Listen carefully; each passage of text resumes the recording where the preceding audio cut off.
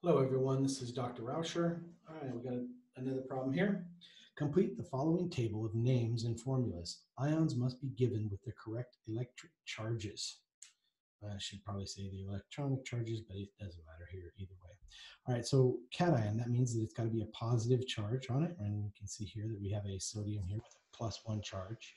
Anions have a negative charge, and here we have O with a 2- charge. It's a negative charge. We have a polyatomic ion here, right?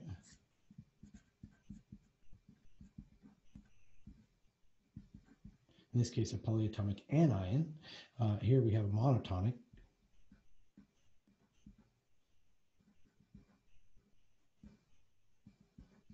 Monatomic means it's just one element with a charge. This is also a monatomic ion, right? Here's our ionic compound.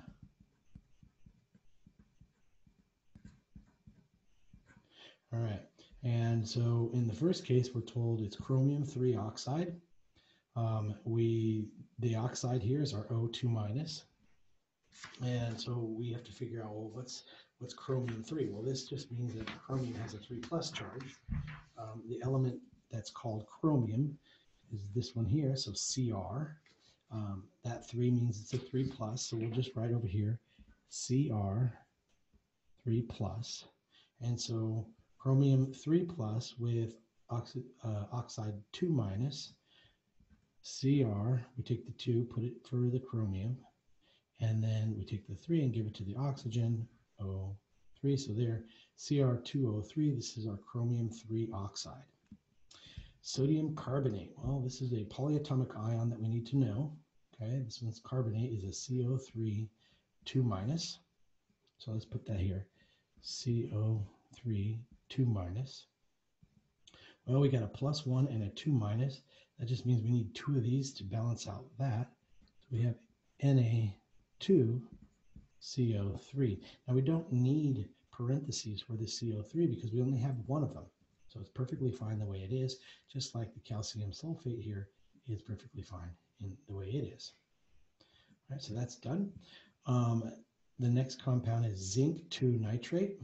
Okay, now I put the 2 in here because I told you guys in my class that you would not need to memorize the elements that have only one charge in the transition metals. So anything in the transition metals, we're going to use Roman numerals for. So zinc, but zinc always has a 2+ charge. So here we have a zinc 2+, and then our nitrate is a polyatomic ion that we're supposed to know. That's NO3-.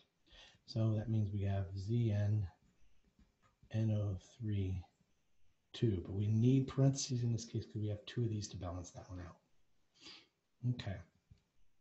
The last one, we have CaSO4. All we have to do now is just pull this. Well, first of all, let's go ahead and name it. Calcium sulfate, so calcium sulfate.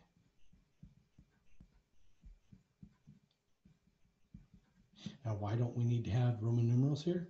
Because calcium is in group 2, and all of these, this is the main group, it's part of the main group, right, with the S and the P blocks. So these guys always have the same charge, and so they don't need Roman numerals, so calcium sulfate. Sulfate, as you are supposed to know, is SO4 2-. And calcium, being the second column of the periodic table, should be a 2+. All right, that's it. I hope that was helpful.